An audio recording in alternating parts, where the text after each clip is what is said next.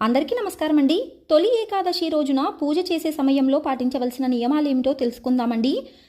తొలి ఏకాదశి రోజున పూజా గదిలో ఉన్న దేవుని పటాలకు గంధము రాసి కుంకుమ బొట్లు పెట్టాలండి. పూజ ప్రారంభించే ముందు వెంకటేశ్వర స్వామి పటాన్ని ఎర్రటి పువ్వులతో నిండుగా అలంకరించుకోవాలండి. తరువాత వెంకటేశ్వర స్వామి పటం ముందు కొన్ని తులసి ఆకులను పెట్టి దీపారాధన చేయాలండి. ఈ రోజున పూజ చేసేవారు బియ్యం పిండిలో కొన్ని పాలు, చిన్న ముక్క అరటిపండు వేసి చిన్న ప్రమిదలా తయారు చేసుకుని బియ్యం పిండి ప్రమిదలో నూనె వేసి దీపారాధన చేస్తే ఇంటికి సిరి సంపదలు వర్తిస్తాయండి. దీపాన్ని వెలిగించే ముందు దీపానికి కూడా గంధం రాసి దీపాన్ని వెలిగించాలండి. ఈ రోజున చేసే పూజలో దీపంలో 5 ఒత్తులు వేసి దీపారాధన చేయాలండి.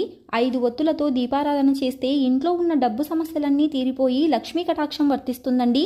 తొలి ఏకాదశి రోజున చేసే దీపారాధనలో నువ్వుల నూనెతో కానీ ఆవు నెయ్యితో కానీ దీపం వెలిగిస్తే అఖండ రాజయోగం